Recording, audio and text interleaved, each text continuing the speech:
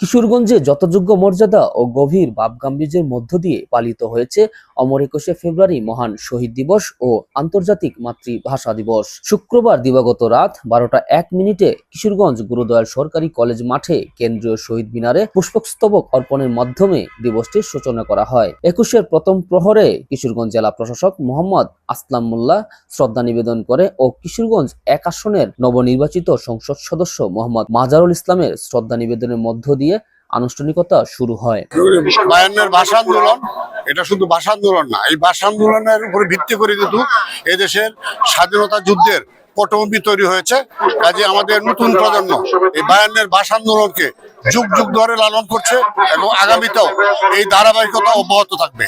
এরপর প্রশাসনের বিভিন্ন পর্যায়ে কর্মকর্তা সহ বিভিন্ন সামাজিক, সাংস্কৃতিক, রাজনৈতিক সংগঠনের নেতৃবৃন্দ শহীদদের প্রতি শ্রদ্ধা নিবেদন করেন। বিভিন্ন শিক্ষা প্রতিষ্ঠানের শিক্ষক শিক্ষার্থীরাও মাতৃভাষার জন্য আত্মসমর্পণকারী বীর শহীদদের স্মরণে শহীদ মিনারে উপস্থিত হন। এ সময় গভীর নীরবতা আর শ্রদ্ধার আবহে শহীদ মিনার প্রাঙ্গণ ফুলে ফুলে ভরে ওঠে। শ্রদ্ধা নিবেদনকালে তারা ভাষা আন্দোলনের শহীদদের আত্মত্যাগ গভীর কৃতজ্ঞতার সঙ্গে স্মরণ করেন এবং মাতৃভাষার মর্যাদা রক্ষায় ঐক্যবদ্ধভাবে কাজ করার প্রত্যয় ব্যক্ত করেন। 21-এর প্রথম প্রহরে পুষ্পস্তবক অর্পণ করছি শহীদদের সম্মানে।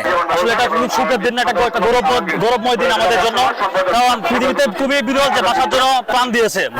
আমরা প্রায় সময় দেখি যে হচ্ছে ভাষা নিয়ে সামাজিক মাধ্যমে বিকৃতি করা হয়, কিন্তু আমরা এই বিকৃতি চাই না। আমাদের যে মাতৃভাষাটা, আমরা এই মাতৃভাষাটার জন্য আমাদের চর্চা করা হয়। আর যারা ভাষাটা নিয়ে বিকৃতি করে আমরা চাই তাদের জন্য কঠোর একটা ব্যবস্থা নেওয়া হয়। এটাই আমাদের সরকারের কাছে আমাদের কামনা। দলমল নির্বিশেষে সকল সচেতন নাগরিকের উচিত হলো পরবর্তী যে প্রজন্ম আছে এটার মধ্যে প্রচার প্রসার করা এবং ক্লাসে যে পাঠ্য বই আছে, পাঠ্য বইয়ের মধ্যে প্রথম 1 থেকে 5 পর্যন্ত প্রতি বইয়ের এটা পাঠ্য করা উচিত এবং এটার ব্যাপারে আরো আমাদের রিচার্জ বেশি বেশি করা উচিত এবং এই ব্যাপারে বছর একবার হলেও যাতে এই ব্যাপারে আলোচনা করা দরকার, ছাত্রছাত্রীরা যেন জানতে পারে ভবিষ্যৎ প্রজন্ম। মোহাম্মদ মাজারুল ইসলাম কিশোরগঞ্জ 1 আসনের নবনির্বাচিত সংসদ সদস্য। 1952 সালের ভাষা আন্দোলন এটা শুধু ভাষা আন্দোলন না, এই ভাষা আন্দোলনের উপর ভিত্তি করেই কিন্তু এদেশে স্বাধীনতা যুদ্ধের প্রেক্ষাপট তৈরি হয়েছে। তো আমাদের জন্য একটা আনন্দের ব্যাপার, তারা এখন আজকে শহীদ মিনারে আজকে প্রথমবার ফুল দিতে বাধ্য হচ্ছে। অত যারা স্বীকার করেনি, যারা ইনিয়ে বিনিয়ে ষড়যন্ত্র নানা কথা বলছে, এখন তারা স্বীকার করতে বাধ্য হবে। আগামীতে তাদেরকে মুখ খুলে বলতেই হবে যে 71কে বাদ দিয়ে 24 বলা যাবে না।